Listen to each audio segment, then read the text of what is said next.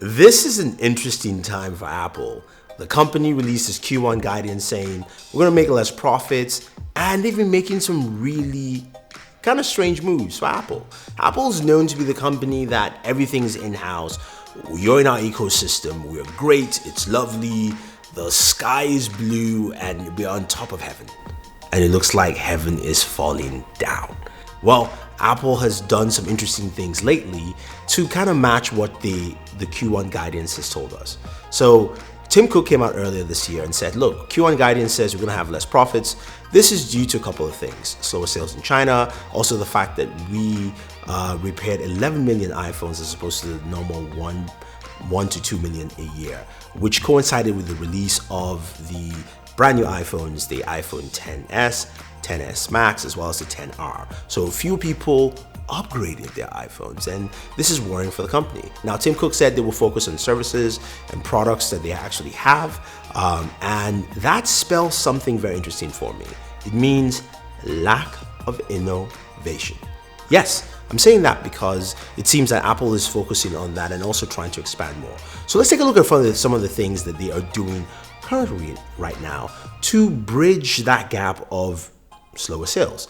First thing, at CES, they announced, or at least Samsung announced, that Apple iTunes will be available on Samsung TVs, which is huge, which means your Samsung TV library, your iTunes library, you can access it on Samsung TV. Samsung's the number one TV manufacturer in the world. So for them being the only one to actually have that is massive. Plus, they're also a big competitor against Apple, and they have lawsuits against each other right now. So it goes to show you that, look, they're hemorrhaging money in certain ways that they need to fulfill and close the gap. Plus, we now also have AirPlay 2 on other TV manufacturers, LG included as well. So those capabilities are there. I believe the others too also have that. I can't remember how many TV manufacturers. That is huge. That is really important. It may sound small, but trust me, it is very, very big. Now, another news that came out today was that Verizon will be offering Apple Music as a free package for anyone who picks up unlimited plans on Verizon. Again, that is huge. Verizon offered this before to get iTunes for 6 months, but now that you have it as a free bundle package, this is crazy. It is huge. Can you believe it? Apple, who had its closed ecosystem, is now allowing bundles and packages and things like that, which I never thought would happen. Now, another one that is also really interesting is the fact that if you go to iTunes, so if you go to Apple right now on their website, they have trading deals that have extended from last year to this year for the iPhone XR and the iPhone XS. You can pick up the XR for $449, XS for about $699 if you trade in an older device. Now, this is something Apple has done before. It's not strange, but the amount of time they've actually kept that window open has been small. It's longer, meaning again, they want you to upgrade.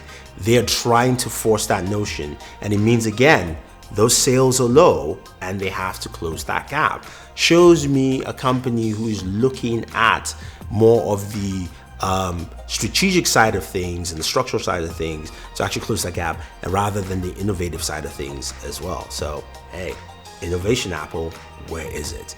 Now, speaking of that though, and speaking of the iPhones, a couple of rumors have come up with the iPhones. Of course, starting off with design. We see that it was a leak from Unleak, who is of course a big leaker out there and very well trusted, showcased this first render for a triple camera setup for the iPhone, most likely for at least the iPhone 11 Max with a triple camera setup. It looks a little bit ugly to me, but hey, we'll see how it actually fares. And then a day after, we got a leak for a dual camera setup, most likely for the 10s and the 11s and the 11 and the 11R. The numbering really confuses me here, but that also looks very different. Again, showcasing that Apple is trying to catch up with its competitors, be it the Huawei's and the Samsungs of the world out there, and LG's as well. So that's something to take note. Plus, we got a rumor that Apple will be releasing a new iPod Touch. Again, something I didn't think most people bought right now, but coming with USB Type-C, and the iPhone 11 will have USB Type-C according to the same rumors as well. That is huge. It means that Apple is moving away from Lightning, which of course was traditional money grabber, if you will, in terms of buying Lightning cables, accessories, and things like that. This is a proprietary port, but now they're going to USB Type-C. Again, it shows where the company's heading. And also yesterday, just to add it, because it just came to my mind, Apple announced the release of battery charging packs for its iPhones, the 10R, 10S, and 10X Max. And granted, the iPhone 10s Max and the 10R have pretty good battery life, so it's not something that's really needed. But again, that accessory market is something they rely on. So I think Apple is in a very interesting predicament. Do I think the discount and cost-cutting measures will help? I think in the short term it will. I think it will bring some respite. But I think the lack of innovation right now from the company is really telling. The fact that they don't have anything to combat 5G this year in terms of devices that will support 5G radios, or foldable devices, which are going to be big, because Samsung has one coming out, Huawei has one coming out, and Xiaomi also talked about having one coming out.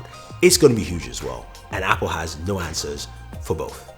So we'll have to see how this all pans out, but I think this will be a very interesting 2019 for Apple, especially as it pertains to their bottom line and what we see from the company.